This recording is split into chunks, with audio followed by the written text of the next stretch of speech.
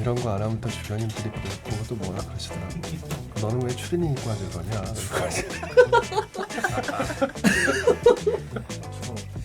굉장히 재밌을 줄 알고 섭외했는데 굉장히 길게 얘기하는 거야. 좋아요.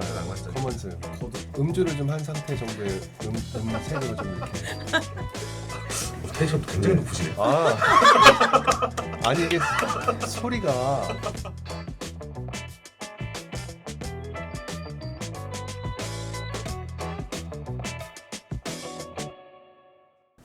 네, 안녕하십니까. 김세진 신문입니다. 안녕하십니까? 안녕하세요. 반갑습니다. 네. 오늘 앞으로 이렇게 고정적으로 출연하실 패널 분들이라고 들었는데요. 이 자리에 위원장 신부님도 나와 계시고요. 네, 최요한입니다. 그리고 아무래도 다들 천주교 신자분들이시다 보니까 간단하게 이름과 세례명 그다음에 본당을 좀 말씀해 주시면 좋을 것 같아요. 촬영 전에 솔직하게 하면 좋다고 얘기를 들어가지고 솔직하게 하겠습니다. 고정 출연인지 몰랐고요. 예. 하지만 예, 너무 좋은 기회일 것 같아서 예, 또 기쁜 마음에 이렇게 나오게 됐고요. 여기 계시는 최재형 신부님이 현재 계시는 교화성당에 다니고 있고요. 지금 청년부 활동 계속 열심히 하고 있는 노세찬 미카엘이라고 합니다. 예. 반갑습니다. 반갑습니다. 네. 세찬. 네, 안녕하세요. 저는 서울대교구 수유동 본당에서 지금 청년 활동을 하고 있는 정지은 마리안나고요. 제 직장이 가톨릭 평화방송입니다. 그래서 영상 컨텐츠 만들고 있고 지금 저도 오늘 고정 출연인지는 몰랐거든요. 사실 대본 숙지를 제대로 안 한 게 티가 나는 것 같은데 아무튼 네, 오늘 잘 얘기해 보도록 하겠습니다. 감사합니다. 네. 반갑습니다. 반갑습니다. 네, 신부님 다시 한번 하실까요? 저는 최재형 세례자 요한입니다. 네, 의정부 교구 정의평화위원회 위원장입니다. 반갑습니다. 예, 저의 장기는 유머입니다. 네. 예, 기대하겠습니다. 예, 오늘 저희가 모인 이유를 다들 아시겠지만 뭐 대본을 안 보셨다고 하지만 그래도 저희가 대략은 아시겠지만 저희가 하나의 이야기를 나눠보기 위해서 모였는데요. 바로 커먼즈라고 하는 생소한 개념을 가지고서 이야기를 한번 해보고자 합니다. 예. 혹시 사전에 죄송합니다. 여기 책, 여기 사전에 커먼즈. 이 책을 좀 나눠드렸는데 분위기가 살짝 한번 끌어올릴 겸 커먼즈를 한번 정리해 볼까요? 저는 사실 이제 저번 주까지만 해도 책을 좀 못 읽은 상태였는데 아예 이런 단어를 처음 들어봤었어요. 그래서 그래도 아예 아무것도 모르고 가는 건 이건 안 되겠다 싶어서 지금 대학교 다니고 있는데 대학교 뭐 다니면서 뭐 대중교통에서도 읽고 조금씩 했는데 이제 좀 되게 신선하면서도 되게 잘 쓰면 좋을 수도 있는 개념일 수도 있겠다. 제가 느꼈을 때는 좀 각자가 소유한다라는 것보단 공유를 한다라는 그런 개념이 좀 글을 읽을 때 좀 인상 깊게 다가왔었던 것 같아요. 하지만 그래도 되게 어쨌든 공유한다라는 취지 자체가 되게 좀 어떻게 보면은 과거로 좀 거슬러 올라가는 낭만을 찾아서 가는 개념일 수도 있겠다. 굉장히 좀 개인적으로 낭만파여가지고 네. 예 그렇습니다. 예 그래서 굉장히 재밌을 줄 알고 섭외했는데 재미가 있어요. 좀 더 낭만적인 굉장히 길게 얘기하는구나. 좋아요. 낭만적인. 커먼즈. 예. 거두절미하겠습니다. 네. 네. 아니 편하게 얘기해. 편하게. 하여튼 하여튼 좋을 수 있겠다. 뭔가 예. 좋을 것 같다. 예 맞습니다. 저는 책 주셨는데 솔직히 조금 처음 듣는 개념이기도 했고 책 자체가 얘기하고자 하는 첫 부분이 조금 어렵던 것 같아요. 왜냐면은 인문학적인 부분이 조금 약해서 그런가? 아무튼 그랬는데 그래도 책을 읽고 정의를 내려본 거는 저는 커먼즈가 함께 살아가는 방식이라고 얘기할 수 있지 않을까라고 좀 생각을 해봤습니다. 신부님 어떻게 생각하시나요? 아니 저는 교회 안에 살잖아요. 네. 교회 안에는 커먼즈가 많아요. 그리고 저는 늘 그것과 접해서 살기 때문에 커먼즈가 없는 외로운 황폐한 세상 이런 거에 대한 감각이 좀 떨어지는 사람이에요. 네. 그래서 저는 주로 이제 본당 안에서 커먼즈를 우리가 잃어버린 게 뭐가 있나 이런 생각들을 하는 뭐 정도죠.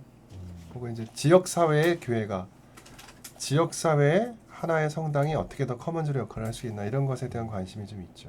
네. 다양한 말씀을 해주셨는데 이게 어떻게 보면은 두 분한테는 되게 생소한 개념이기도 하고 신부님께서는 교회 안에서 커먼즈의 개념을 실천하고 계시지만 커먼즈라고 하는 정의를 가지고서 얘기하기는 처음 들으실 수도 있을 것 같다는 느낌은 있습니다. 그렇죠. 일상적으로 네. 쓰는 말은 아니니까요. 일상적으로 네. 쓰는 말은 아니고 또 우리가 이제서야 이제 이 커먼즈라고 하는 게 정의가 되는 과정이기 때문에 되게 생소하거나 아니면은 내가 살고 있는 거 아닌가 뭐 이런 생각을 하셨을 수 있을 것 같아요. 그래서 제가 이제 커먼즈에 대해서 조금 이제 정리를 조금 드려본다면 커먼즈라는 개념은 계속 말씀드리지만 새로운 개념은 아닙니다.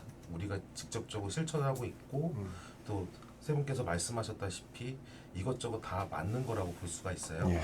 그래서 어떻게 본다면 인류가 수천 년 동안 삶을 조직해온 방식이자 실천적인 방법론이라고 볼 수가 있을 것 같습니다. 그래서 흔히 커먼즈를 공유지나 단순히 자원이라고만 또 생각을 할 수가 있는데 자원뿐만이 아니라 우리가 모두 하고 있는 활동들, 같이 하는 활동들 그 자체라고 볼 수도 있고요. 그 속안에서 나타나는 사회적 관계라고도 볼 수가 있습니다. 이것을 동사역으로 표현해서 요즘에는 커머닝이라고도 많이 합니다. 그래서 예를 들어서 지금 우리끼리 이렇게 넷이서 이렇게 얘기하는 것도 어떻게 보면 커먼즈라고 볼 수가 있고요. 또 친구들과 이제 대화를 나누거나 어디 놀러 가거나 어디 가서 뭐 친구들끼리 뭐 축구를 한다거나 이런 것들도 다 커먼즈라고 볼 수가 있을 것이죠. 그래서 이제 여기서 하나의 차이가 있다면 하나의 대화의 결과물을 누가 얼마나 기여했는지 계산을 하거나 아니면 소유권을 주장하지 않듯이 커먼즈는 우리라는 관계를 형성하는 기반으로서의 자원을 생각을 할 수가 있을 것 같아요.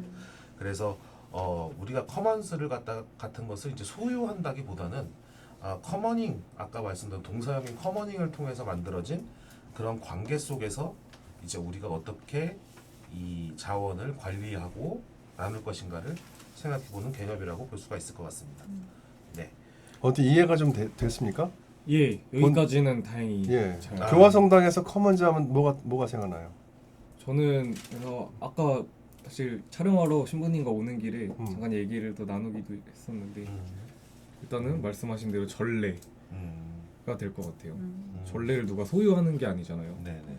누가 소유하고 뭐 누가 더 많이 했고 누가 뭘 갖고 있고는 아니니까 저 말 그대로 전례가 될 수 있을 것 같아요. 가장 먼저 생각이 나는 거는 그러네요. 만남의 방 이런데 맞습니다. 만남의 방에서 나누는 이야기들 예, 거기서 함께하기로 약속한 봉사활동들 거기에 대한 뭐 기대감 이런 것들이 다 커먼즈죠. 맞습니다. 커머닝을 하고 있는 거고. 예, 그런 것 같습니다. 네. 저는 1인 가구라서 그런지 몰라도 사실 이 책을 읽기 전까지 커먼즈란 말은 들어본 적이 없었던 것 같아요. 근데 네. 진짜로 그랬는데 혼자 살면서 이거 어떻게 하면 좋지? 하는 부분들이 좀 있거든요. 예를 들면 세제나 샴푸, 린스 같은 거 플라스틱 좀 줄이면서 어떻게 좀 해보고 싶은데 그럴 때 나 혼자 사는데 너무 큰 용량을 산다거나 하면 또 그런 불편함도 있고 그렇다고 이거를 제로 웨이스트 샵을 가자니 그건 너무 멀고 거기에 가는 비용이 더 많이 들고 그다음에 집에서 식재료를 사서 이렇게 재고 관리가 실패할 때가 많거든요.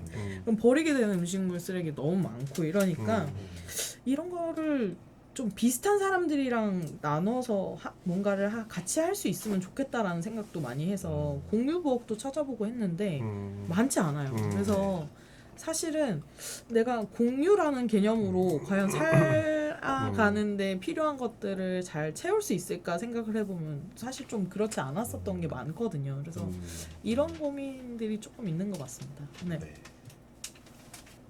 우리 형제님 자매께서 말씀을 잘 해주셨던 것 같아요. 잘 해주셨는데 그 중에서 이렇게 봤을 때 우리 형제님께서는 본당 활동 중에서 청년 활동 중에서 또 이러한 전례나 봉사 활동 중에서 커먼즈를 느꼈다 이렇게 말씀하시기도 하셨고 자매님 같은 경우에는 1인 가구라는 그러한 직접적인 경험을 통해서 굉장히 이제 피부에 와닿는 말씀을 저에게 해주신 것 같습니다. 사회적으로 이렇게 봤을 때도 여러 가지로 봤을 때도 이렇게 공유를 하고 싶은데 공유가 되지 않는 지금 우리가 현실 속에서 살고 있는 그러한 모습을 볼 수 있을 것 같아요. 그래서 그거에 대해서 극복하기 위한 여러 가지의 그런 여러 가지 운동들이 되게 많았죠. 그래서 뭐 이곳 대본에는 봉건주의, 공산주의, 전체주의 얘기가 나오는데 그렇게까지 갈 필요 없을 것 같고 예, 너무 어렵고요. 우리가 어쨌든 간에 현재 지금 현대 사회에서의 그 자본주의 사회에서 어떻게든 살고 있지 않습니까? 뭐 개인적으로는 저는 엄청난 자본주의자라고 저는 개인적으로 정리를 하고 사는데 자본주의라는 것이 어떻게 보면은 개인적으로 이런 사적으로 이런 뭐 자원을 독점하기 위해서 이걸 갖다가 어떻게 보면 만들어진 체제라고 저는 생각을 해요. 그래서 어떻게 보면 그것에 대해서 지금 나오는 한계점들이 굉장히 많이 나오고 있죠. 그래서 여러분들이 느끼시기에 살아보시면서 굉장히 어려운 얘기 같긴 한데 이런 자본주의 체제에서 삶에 있어가지고 어떤 게 좋았다 또는 어떤 게 나쁘다 어떻게 나빴다 혹시 이렇게 설명해 주실 수 있는 게 있는지. 예. 저부터 할까요? 예, 예. 네. 저 진짜 아까 뭐 말씀드렸다시피 자취생으로 오래 있었고 서울에서 혼자 있다 보니까 이게 사실은 풀소유의 환경에 놓일 수밖에 없어요.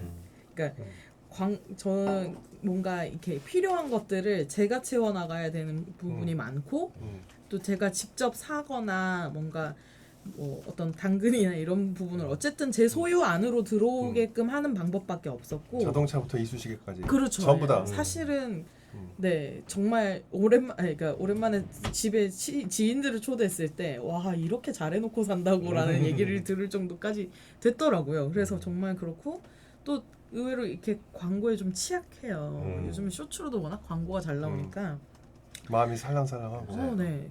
사고 후에 조금의 아주 불편한 것들을 사실 해결해줄 만한 물건들이 너무 많이 잘 나오고 있는 네, 거죠. 네, 네. 그러니까 뭐 예쁜 거, 신상, 한정판 이런 유혹이 진짜 저는 여자라서 더 많은 것 같고 그 이 다양한 상품이 쏟아지는 부분이 사실은 저한테 좋은 걸 적합한 걸 고르기는 좋은 상황이라는 저는 생각은 들지만 또 한편으론 필요하지 않은 걸 필요하다고 느끼게끔 하는 것도 이 자본주의의 솔직히 한계라고 저는 생각을 하거든요.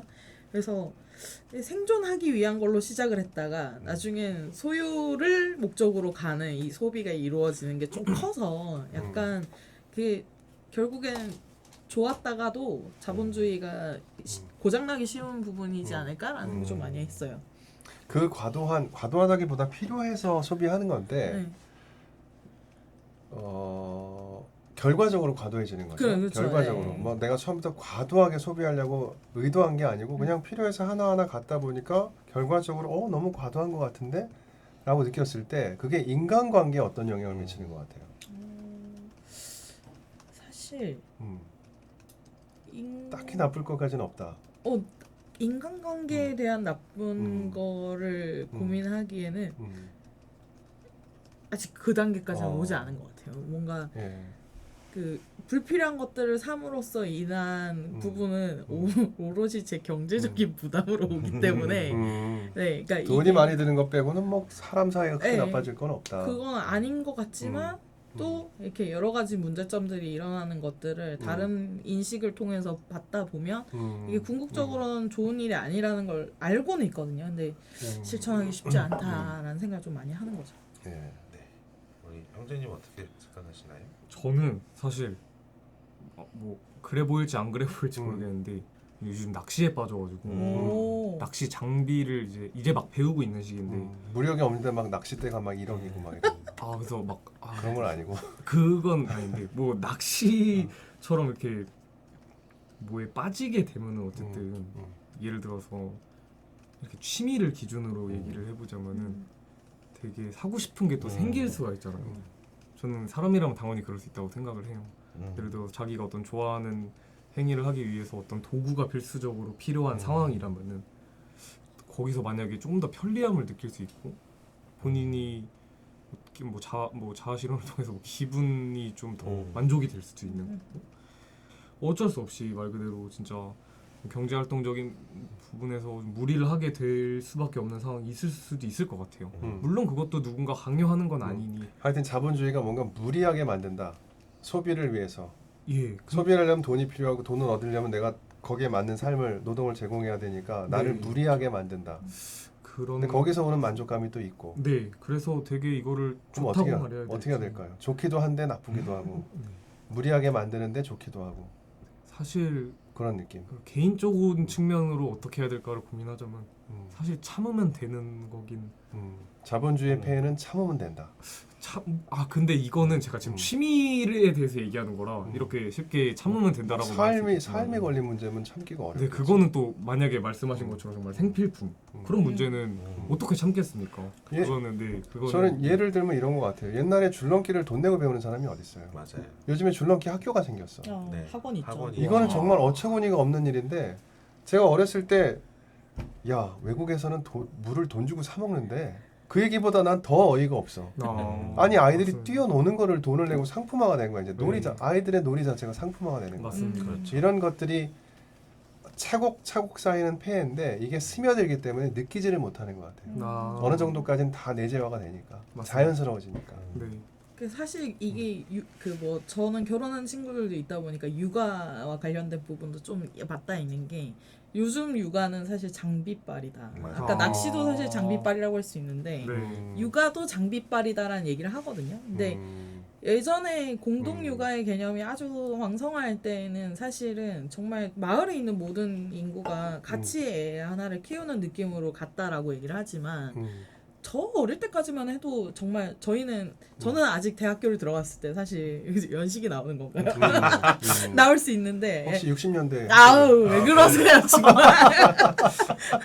근데 약간 그때까지만 해도 저는 동아리 방을 가야 과방을 가야 선배들을 만나서 밥도 먹고 할 수 그럼요. 있는 네네. 마지막 세대였거든요. 네. 제가 오래 쉬고 학교를 복학을 하니까 나중에 아주 문화가 바뀌어 있었는데 어쨌든 근데 만나야 놀 수 있고 만나는 장소가 정해져 있고 그게 놀이터 혹은 뭐 성당 앞 뭐 이렇게 해서 정해져 있었어요. 그러니까 그 공간에 가면 그 친구들을 만나고 하루 종일 놀고 있다가 저녁 먹으러 와 이런 시간이 되면 이제 알아서 집에 돌아가는 아주 그냥 편한 시스템이었거든요. 저는 그게 약간 이게 내가 모르고 있었는데 느끼고 있던 커먼즈가 아닌가라는 생각도 잠시 하게 되고 그런 부분인데 지금 오롯이 줄넘기 학원 같은 것도 야, 사실 그런 거를 그리워해야 되는 상태가 됐나요? 그렇죠. 왜냐하면 놀이터엔 사람이 없으니까 청년들도 갈 데가 없을 수 있다고 저는 그러게요. 생각을 해요. 네. 지금까지 말씀을 이제 많이 해주셨는데 결론적으로는 이 자본주의 사회를 이제 어떻게 보면 저희가 이야기를 해보고 요거에 대해서 어떤 게 문제점인지 살펴보면서 제 생각에는 되게 근본적인 그런 생각을 지금 하게 되는 것 같기는 해요. 과연 그렇다면은 사회가 언제 만들어지고 사회가 언제 형성이 됐을까 이런 생각이 들긴 하는데 혹시 사회가 어떻게 탄생을 했을지에 대해서 조금 우리가 살고 해볼까요? 있는 세상, 우리가 네네. 살고 있는 사회가 네. 어떻게 변해 왔을까 이제 그런 주제를 네 그렇습니다. 얘기를 하시는 거죠. 예. 네 혹시 신부님 네. 먼저 한번 말씀. 사회가 언제 탄생했을까? 인간 네네네. 세상에 인간 세상이에요. 예 인간 세상. 인간 사회. 인간 사회를 말하는 거죠. 인간 사회라면 공동체 생활을 하게 되면서부터였을 텐데 뭐 아마 동굴의 인원이 늘면서 혹은 더 구체적으로는 사실은 농경 사회라고 말을 하죠. 네. 농업을 하면 적어도 뭐 20가구, 30가구 정도가 협업을 할 수밖에 없기 때문에. 네네. 그러니까 내가 누군가를 필요로 하고 그도 나를 필요로 했을 때 사회가 형성이 됐겠죠. 네.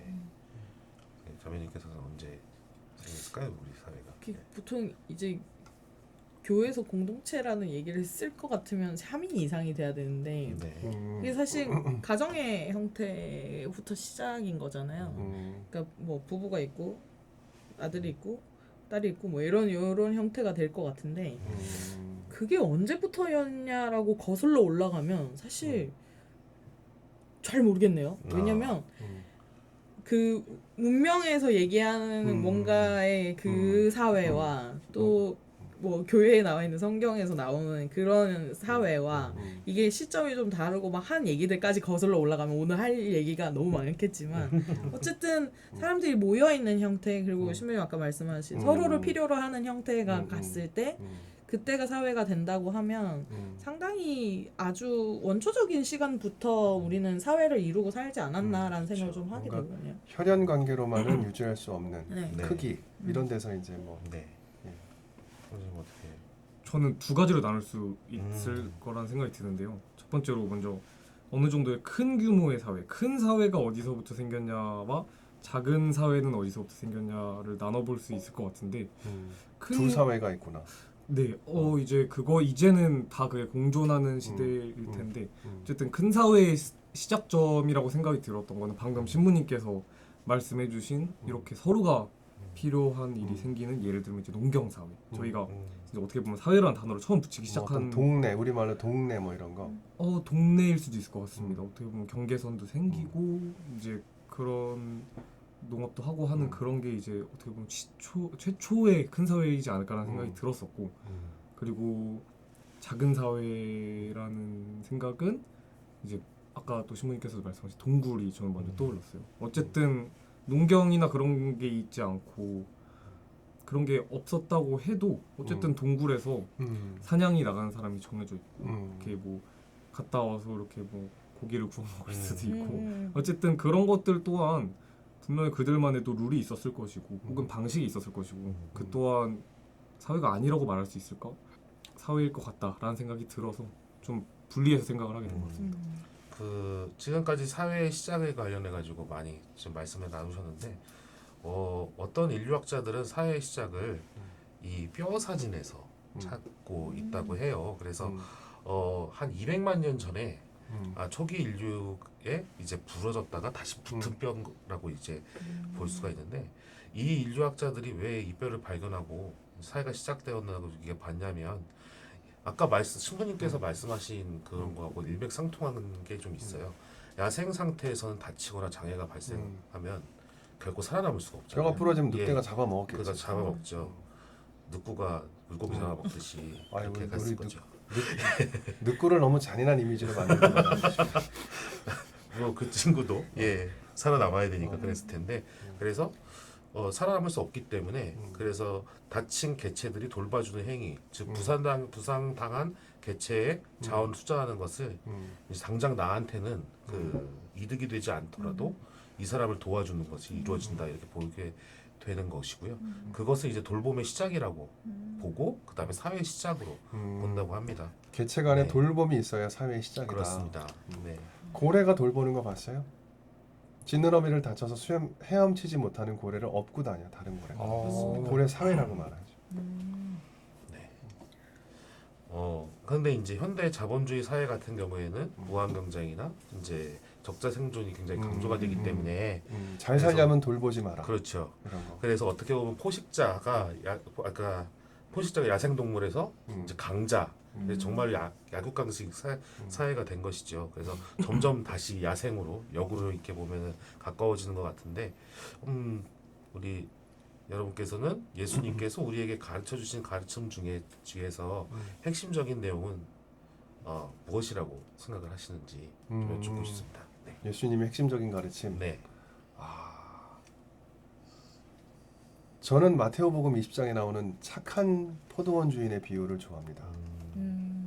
이 마지막 사람에게도 라고 하는 그 영국 경제학자가 썼던 책 제목이잖아요. 네. 그러니까 가장 약한 사람, 가장 마지막 사람에게 가장 우선적으로 배려하는 사회. 뭐 그게 지금 생각나는 예수님의 가르침 중에서 제가 좋아하는 대목입니다. 네. 이 마지막 사람에게도라고 하는 마지막 한마디. 사람에게도. 저는 이 뼈 사진을 사실 처음 보는데 오늘 처음 보는 거 맞네요. 근데 이걸 보고 가톨릭과 관련된 걸 얘기를 하자니 당장 이제 떠오르는 비유가 착한 사마리아인의 비유인데 사실은 가장 돌봄을 어떻게 해야 되는지 전형을 보여준 상황이라고 저는 생각을 하는 게 사회적으로 어쨌든 어려움이 있는 사람은 지나치지 않고 케어해주는 것 근데 그 사람이 나을 때까지 케어해주는 것 그리고 돌아와서 자기가 책임질 수 없는 상황이라고 해도 누군가에게 부탁을 해서 잘 케어하고 이 사람이 앞으로 괜찮아지기를 원하는 것 이게 되게 그 돌봄의 중요한 부분이라는 생각이 불현듯 드네요. 그래서 뭔가 내가 케어할 수 없다고 하더라도 다른 사람에게도 돌봄을 요청할 수 있고 그리고 그 대상이 내가 나중에 다치거나 아플 때에도 그 돌봄이 나한테 돌아올 수 있다는 믿음이 있을 수 있는 거. 근데 그걸 원하지는 않는 것. 내가 이걸 돌려받기 위해서 하는 게 아니라 음. 언젠가 돌아올 상황에 나도 그렇게 될 수 있으면 좋겠다라고 생각할 수는 있는 것. 근데 당장 내 눈앞에 있는 제일 힘든 사람을 잘 케어하는 거에 대한 부분이 사실 지금 자본주의 사회에서 안 그러잖아요. 누가 옆에 지나가든 관심이 없어진 상황. 돌보는 행위 자체를 소유하려고 하죠. 그렇죠. 이거는 내 돌봄이야. 내 몫이니까 내 월급이야. 라고 맞습니다. 돌봄조차를 소유하는데 돌봄을 공유한다고 사마리아 사람 돌봄을 공유하잖아요. 여관 주인에게. 여관 주인. 당신도 이 사람을 좀 돌봐주시오라고 하는. 그런 게 그러게. 좀 대목이 필요한 대목이 아닐까라는 생각 좀 했습니다. 네. 저는 딱 떠오르는 게 제 기억이 맞을지가 좀 걱정이 되는데 그 최후의 만찬 때였나요? 서로 너희는 서로 사랑하여라. 제가 정말 인생의 모토로 지금 삼고 살고 있는 말이기도 한데요. 정말 뭐 사랑의 형태는 뭐 신학적으로 철학적으로 뭐 세 가지로 뭐 나누기도 한다 뭐 이런 얘기도 있고 뭐 하는데 정말 뭐 어떤 형태로 본인이 받아들이던 본인이 생각할 때 사랑을 실천하는 일이라고 한다면은 그거를 최우선으로 살아가는 것, 네 그것이 정말 좋은 게 아닌가라고 생각이 들었습니다.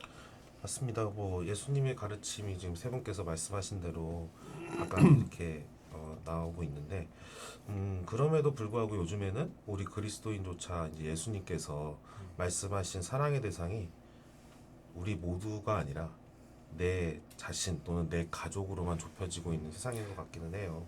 사랑이 그렇죠. 사랑이 비참해졌어요. 네, 예쁜 거, 내 거, 우리 것만 사랑하는 네, 그런 걸로 약한 건 사랑하지 말아야 되고 네 맞습니다. 뭐 이런. 네, 그래서 이제 뭐 주변 사람들과 특히 가난한 사람도 어려운 사람들과의 연대보다는 그냥 물질적 축복, 그 다음에 나 자신의 행복 이런 것을 우선시하는 그러한 것을 볼 수가 있죠. 그래서 뭐 자본주의 사회의 어떻게 보면은 단점이기도 한데 그렇게 하다 보니까는 이제 세태가 그렇게 돌아가니까 내 자신도 그렇게 돌아가지 않을까 이렇게 생각이 되는데요. 그렇게 된다면 예수님의 가르침이 이 세상에 문제점을 해결할 수 있는 하나의 대안이 될 수 있을 거라고 생각하시나요? 뭐 형제님께서 한번 말씀해 주실까요? 저는 사실 먼저 사회자님께서 말씀하셨던 부분 중에 이제 뭐 사랑의 실천에 대한 가르침의 측면에서 생각을 했을 때 저는 충분히 이 사회, 이 자본주의 사회에서 일어나고 있는 어떤 부정적인 측면을 극복하는 데 있어서 충분히 가능하다고 생각하는 가르침이라고 생각합니다. 네. 말이 계속 꼬이네요.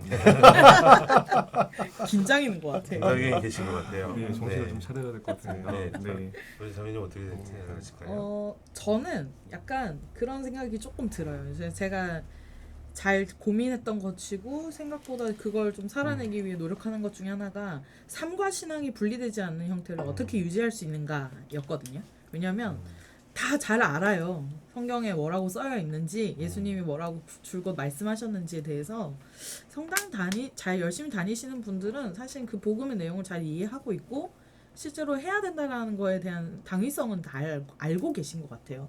근데 그걸 실천으로 옮기고 삶으로 정말 접속시키는 데 대한 부분이 과연 잘 이루어지고 있는가를 생각을 해보면 저조차도 잘 안 될 때가 많거든요. 그래서 그런 부분들을 잘 이렇게 삶으로 가져오는 방법을 고민한다면 이것만큼 더 좋은 대안이 어디 있나라는 생각이 좀 들어서 그러면 어떻게 삶으로 가져올지에 대한 거를 좀 방법론적인 것부터 해서 고민을 좀 많이 해야 되지 않을까라는 생각을 좀 많이 합니다. 네. 혹시 두 분 말씀에서 신부님께서 혹시 더 이렇게 복음적으로 말씀해 주실 수 있는 말씀이 없을까요? 아니 뭐 사실 우리가 답을 몰라서 못 사는 건 아니고 네. 그 답을 실천하기가 어려울 뿐인데요. 그러니까 우리 신앙은 예수님을 인격적으로 만나는 만남 자체가 가장 본질적으로는 중요하고 거기에서부터 그분의 가르침을 따르고자 하는 열망이 생기는 것인데 현대 사회는 사실 신이 부재하다고 말을 하는 것보다 신이 있든 말든 나는 어차피 안 만날 거야. 그러니까 신이 있는지 없는지가 나한테 뭐가 중요해라고 하는 사회인데 저는 사람들이 하느님을 만나는 세상이 됐으면 좋겠어요. 하느님을 만나면 그 가르침을 따르고 싶어지고 그러면 가톨릭은 사실 자본주의에 반대하는 많은 가르침이 있어요.